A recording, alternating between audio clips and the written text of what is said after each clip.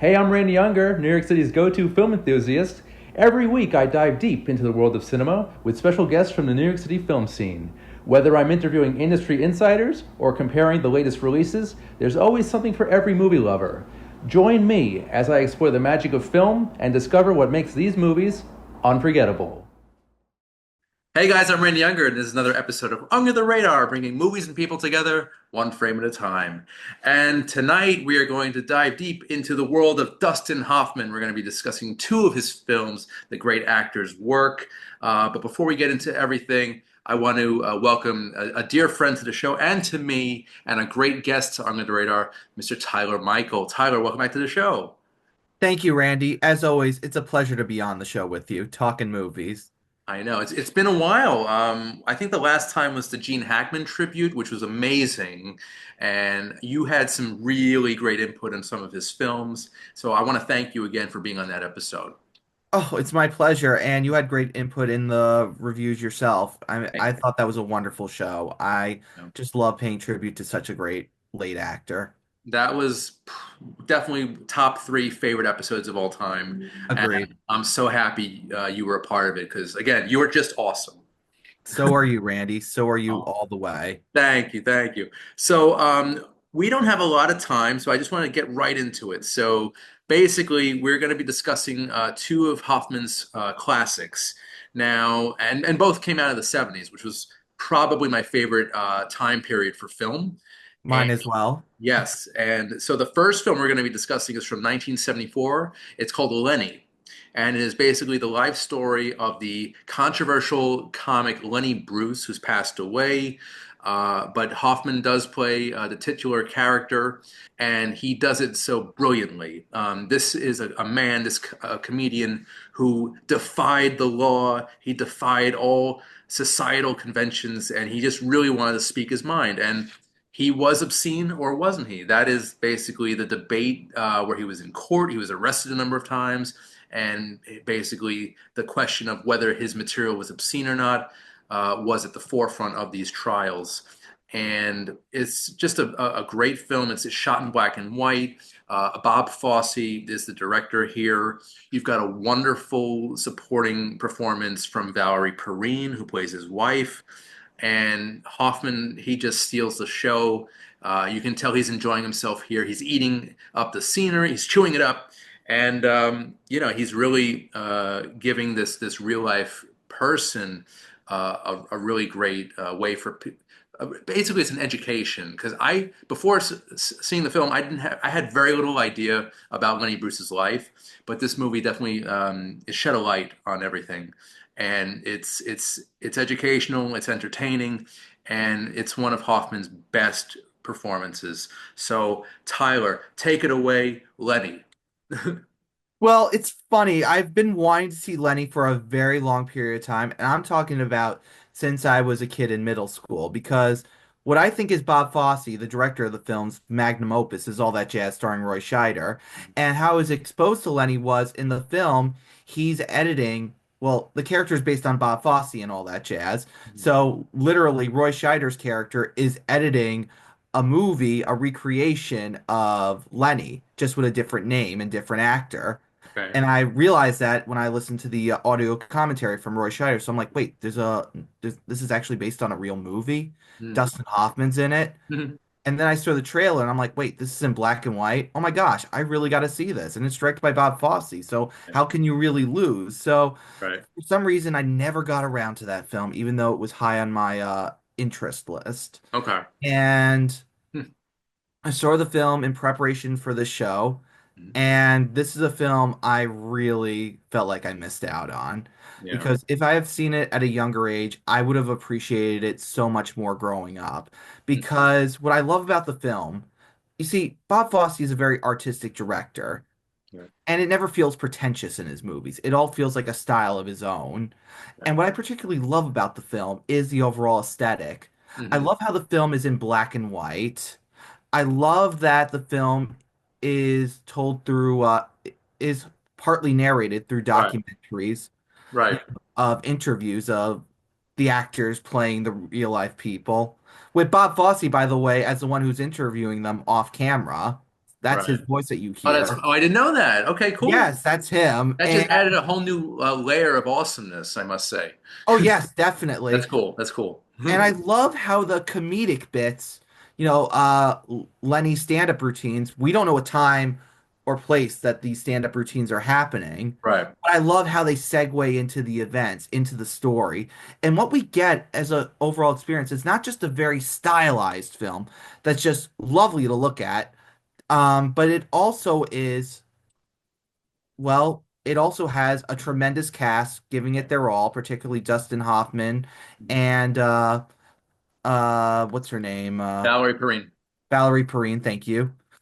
Giving top-notch performances, especially Hoffman, who, like you said, is eating up the scenery. But I like that the film is more of a character study of Lenny Bruce. Hmm. And what's so interesting about the film when watching it, actually, when watching it with you, if you Hmm. don't mind me sharing, It's fine. which I've been dying to say, It's all right. I realized that if this was made today, if a biopic of Lenny Bruce was made today, this film would have been like every other movie biopic.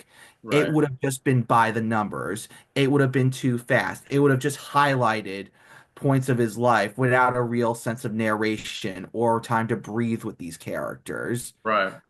and nor do and I would doubt that the conversations in a modern Hollywood film would sound as natural as the conversations in this film. Like this film takes time to breathe. Yeah. It takes time for you to sink in the characters. It shows you the talents of Lenny Bruce, but also the flaws of him, both Mhm. as an entertainer and as a person. Right. So it doesn't feel Agreed. like it's patting him on the back too hard. You know what? And you mentioned how if this were made today, um, I don't think it would get past audiences because in the whole woke movement, this movie basically glorifies obscenities and inappropriate speech, which I guess back in the 50s and 60s, wasn't as big. I mean, it was a big deal back then, but I think even today it'd be even a bigger deal. What do you think? Mhm. I agree with you, You know? especially, in the context in Right. certain aspects, which I do agree. And what I love about the film is, I mean, when I say that the film takes its time, I mean, I feel like I'm watching even though it's a very stylized looking film, there are points where I feel like I'm watching an actual relationship unfold. Like one of the scenes that I really love that stands out to me is when Lenny and his wife are at the dinner table with his family. And Mhm. that to me just feels like a very naturalistic scene that is Right. properly paced, well acted. It's almost like I'm watching a whole movie. It's almost like a documentary. Like it does feel very real. I think the black and white aesthetic really helps with that realism. It does. And obviously the acting is fantastic. I've only really seen Valerie Perrine in Superman, from what I know. I don't really know Yes, her work outside of this and Superman. me But neither. she's a beautiful actress. She's got range. She's very, very talented. And I just love the relationship between her and Lenny. It's just sad that, things kind of unfolded in a tragic way with the real Lenny Bruce. He passed away of a morphine overdose at the age of 40. And I'm not sure the fate of Valerie Perrine's character, but I know in the movie she was arrested a few times for drug possession, things like Mhm. that. So basically, there's a lot of things going on in this movie that are unfortunate, especially the relationship. It's a rocky relationship, but there is love there. Mhm. There is some love. There is And, some love indeed. you know, I do like the scenes with they also have a daughter who they're you're just struggling to be parents for. And again, you really hit the nail on the head by saying this is very realistic and it just feels real. And I give almost all of that credit to Bob Fosse, who Yeah. definitely knows his way around the camera and he knows how to shoot a really interesting story. And yeah, again, the black and white aesthetic is really fantastic. When Sure. watching Lenny, I also love I also found some parallels to Bob Fosse's later film, All That Jazz. Okay. What's interesting about it is I feel like Bob Fosse wasn't just portraying Lenny, but also a bit of a reflection of himself with Lenny as an avatar for him. Because half of the things that Lenny does in the film are similar to what Bob Fosse would do. Like Okay. he was a cheater. He pushed for obscenities in a different way in with musical theater Mm. that people were uncomfortable with. The editing style is very similar to All That Jazz on how you would have like something that's not related to the current events. And another thing I really love about the film is the editing because it's very similar to All That Jazz, where we would have characters comment on the event without actually watching the event. Okay. Like it Okay. would cut back and forth between, the current event and an event that's unrelated. Right. Yeah, and I love the how they fast forward and they rewind during the entire movie. You see Mhm. Lenny with a beard, and he's clean shaven, and there's different Mhm. scenes here and there, and it's kind of like I don't want to I mean jarring maybe, but in a good way. It services the story really well, Right. It you would do know? that. Yeah, Bob Fosse would do that in All That Jazz, Okay. where he would be talking to a mysterious woman in white, played by Jessica Lange, Oh, that's in his fantasies. And just like how the interviews would comment on the current events in Lenny or fill in the gaps, that's what those scenes would do in All That Jazz. And without going into spoilers, let's just say the final shot is very similar to All That Jazz. And got that's actually the real photo of Lenny Bruce, by the way. That is not Oh, Dustin Hoffman. In yes. fact, one thing I just want to add is Mhm. because I feel like this is important. Yes. Originally, Dustin Hoffman was not going to be considered as Lenny, which I know is not a big shock, Okay. but here's the thing that I found very fascinating. Yeah. Now, in All That Jazz, the film, the the guy who's playing Lenny in the film is actually Cliff Gorman, if I'm saying his name right, and he was known for playing Lenny Bruce on a Broadway show. Huh. So, you're really making Wait, a great case for all that jazz because I've never seen it, but you're really making it sound very enticing. I definitely want to check it out at some point. right. Yeah, so Cliff Gorman, yeah. So originally he was going to be considered for Lenny in the Okay, okay, film, but Hollywood wanted a more bankable star, and naturally that went to Dustin Hoffman. So it's nice to see in All That Jazz that we get to see what Cliff Gorman would have done with the part of Lenny on the big screen, which gotcha. is played throughout the movie. Another interesting editing choice by Bob Fosse. So Very I nice. feel like everything from Lenny and Cabaret are all meshed well into All That Jazz, and I really just love Lenny, not just for influencing that film, but as a standalone film. I think it is one of the greatest biopics I've ever seen and I deserves more recognition. I wholeheartedly agree with that, and I wish this movie would have won some Oscars. I believe it was nominated for a few, uh, Yes, but it lost in every category, which is so sad because this is a very high quality film, very high caliber, and among Hoffman's best, I must say. I agree. And Tyler, I know you mentioned all that jazz a few times.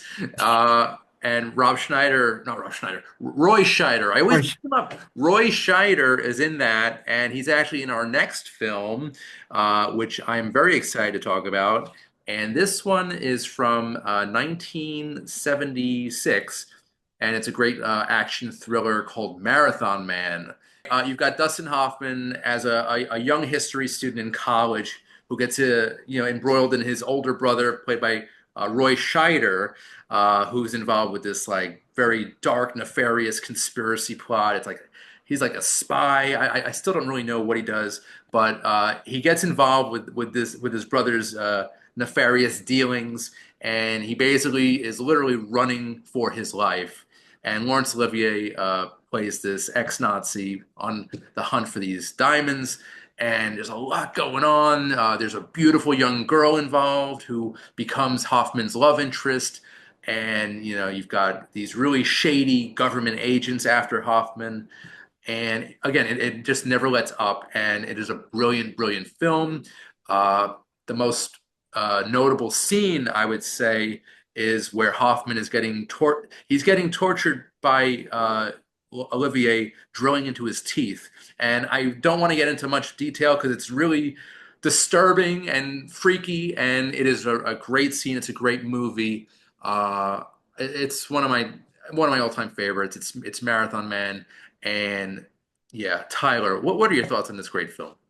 You know, I saw Marathon Man at around the same age I saw All That Jazz. Okay. And I heard about the whole scene about, the whole torture scene with the dentist. And Right. when I saw that scene, I love the film, by the way, up till that point. Mhm. And I still did afterwards. But when I got to the dentist scene as a kid, I was disappointed because I thought it was going to be a little more brutal. Okay.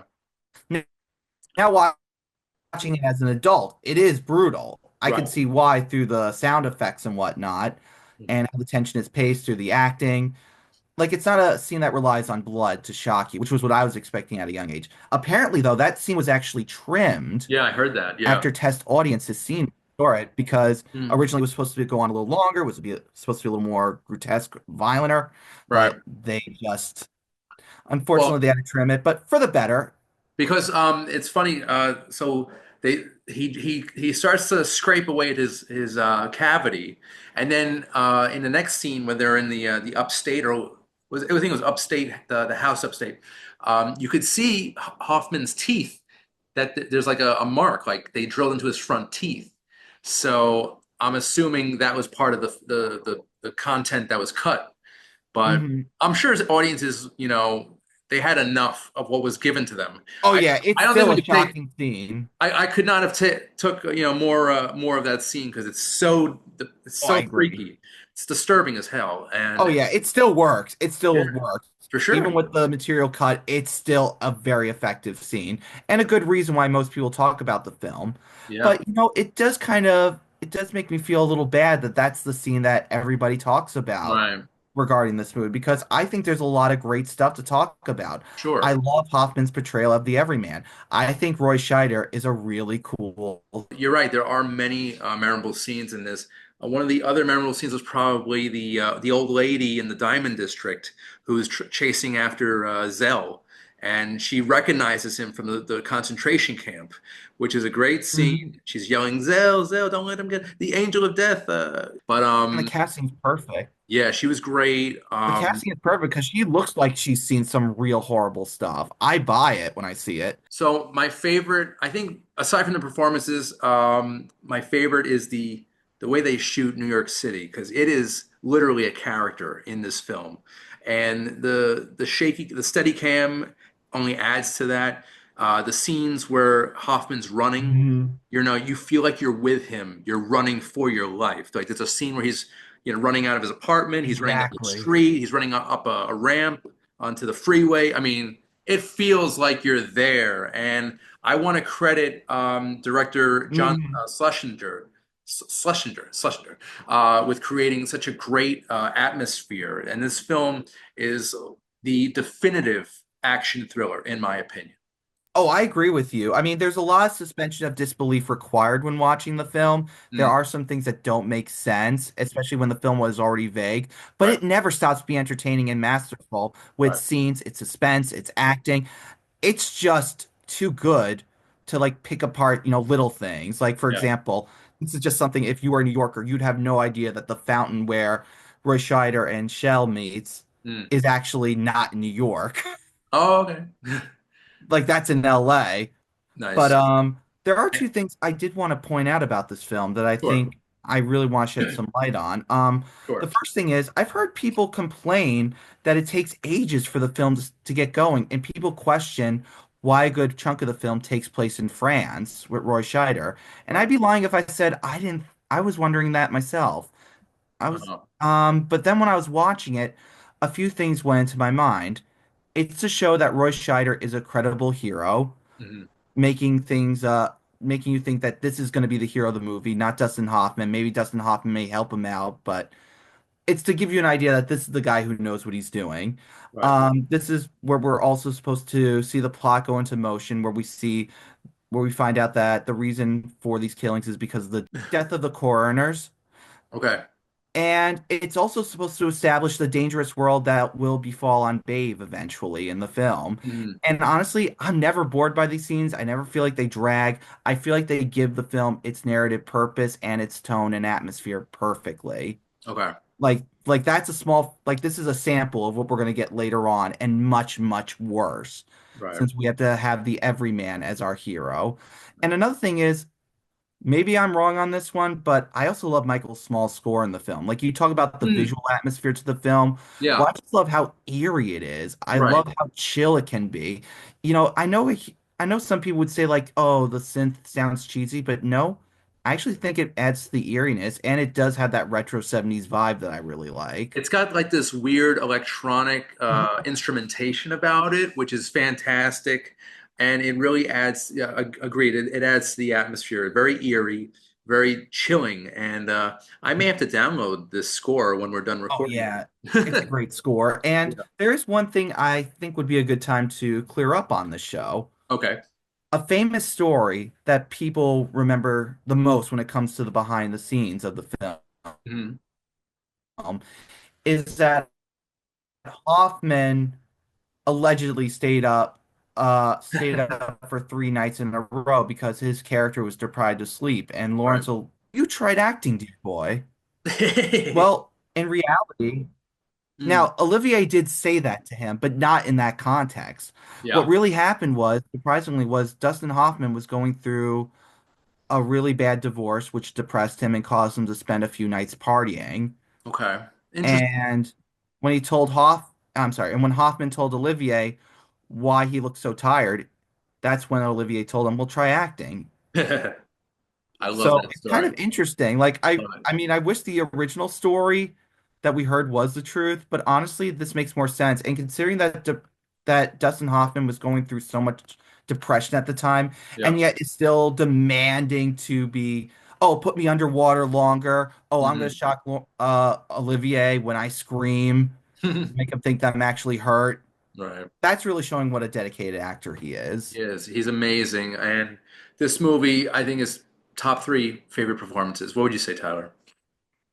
From Laurence Olivier, definitely. Yeah, Hoffman, that's a hard one for me because he has such a great career I of know. playing, various characters I can't even believe he actually played. I That know. it's hard, but in my opinion, I don't know if I put it on my top three because I love him in this movie. Right. But I think he plays like, the relatable everyday man better in The Graduate, which by the way, when he made this film, he was 38 years old. Yeah. And he was unsure about, doing the film. But Hmm. since he has that youth at heart and he still kind of looks a little young enough to be in college, they Right. casted him. And it works, honestly. It works just as well as it did in The Graduate. Now, Hoffman, obviously, he's had an extensive career in film, and we've just discussed two of his most notable works. The man, he's done so much great stuff, and I figured, tonight we would just talk about these two films. We could go on forever, just like we did Mhm. with Hackman. The last show I did was a tribute to Val Kilmer.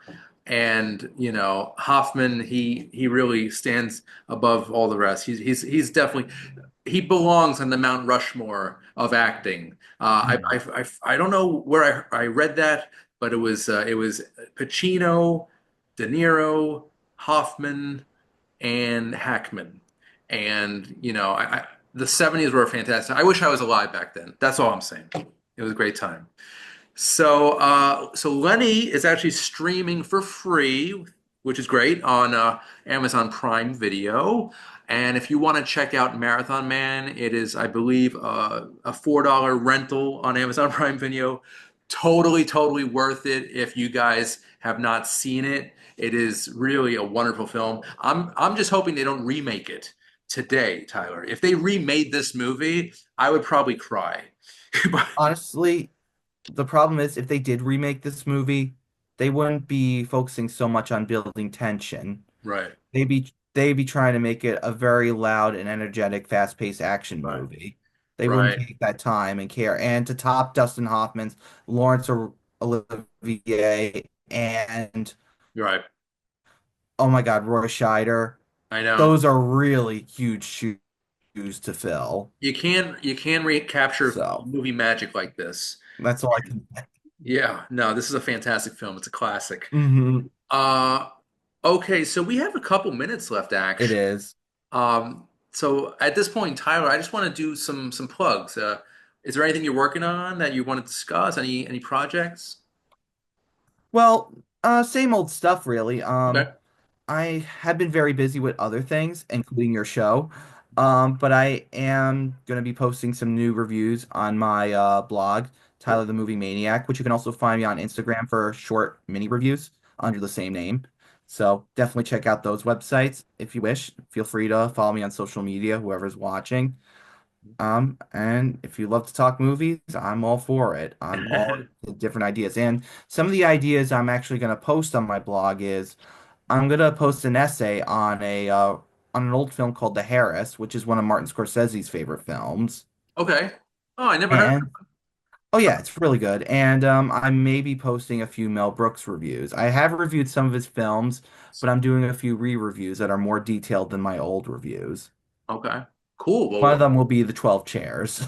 I will be sure to check those out and also all that jazz because I know you are a huge fan of this movie. I Just am, as if I I wasn't think that enough. that movie has been mentioned more tonight than any other movie than the two movies and then other Hoffman films. But yeah, you've really you've created a good case for it, and I look forward to seeing that one actually. You won't be sorry. Yeah, man, of course, of course. And also, guys, I just wanted to mention, so there is this new, well, it's not new actually. It's part of a trilogy. Okay. So basically, Luca Guadagnino, I'm pretty sure I butchered that, but he is an Italian filmmaker, and his 2009 film, I Am Love, has just been re-released, and it is part of his Desire trilogy, which consists of I Am Love, A Bigger Splash, and Call Me by Your Name. And these are three really great films. They're beautiful. They're about relationships and sex and family and how lust can really kind of tear apart a family. Each film is has a similar theme, but they are not related by, they're not canon or anything. They're not the same characters, but they do have the similar themes. And I just wanted to mention that right now. So, Lucasfilm I Am Love has just been re-released on digital, and it is a wonderful film about lust and family. And his other two films, A Bigger Splash and Call Me by Your Name, are just fantastic. Tyler, have you seen any of these films? No, I have not, unfortunately. Okay. Well, I highly recommend them. The first one is Tilda Swinton.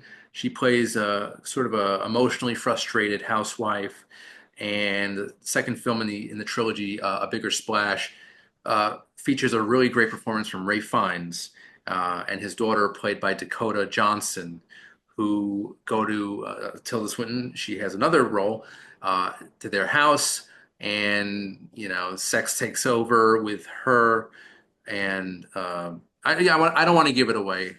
And the final film is actually my favorite. Well, it might be equal, but it is great. It is called Call Me by Your Name, and it stars Timothy Chalamet and Armie Hammer as two men who basically, over the course of one summer, fall in love with each other. And it's a great story. All three films are great, and I just wanted to mention that trilogy with you now. It is Luca Guadagnino's Desire trilogy. So check that out. All right, guys. So we're about out of time, and I just want to mention if you want to see, or sorry, if you want to hear Under the Radar, it's every Thursday at 8 p.m. Eastern, 5 p.m. Pacific, and again Saturdays at 6 p.m. Eastern, 3 p.m. Pacific on Slam Radio through SiriusXM.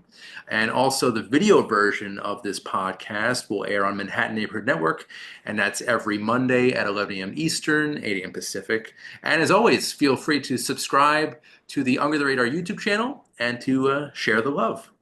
So, Tyler Michael, I want to thank you for your time tonight. This was amazing, as always. And yeah, come back anytime. I would love to, Randy, and thank you again for having me. I had such a splendid time. Oh, likewise, sir. Likewise. So, I'm Randy Younger. This has been Under the Radar, bringing movies and people together one frame at a time. We'll see you next time. Take care. Under the Radar is brought to you by Magnitude Jewelry. Add a 2 to match your attitude. Patent pending interchange genuine gemstone and crystal EMF protection jewelry. For more information, please visit magnitudejewelry.com/gemgirl or call 718-268-6634.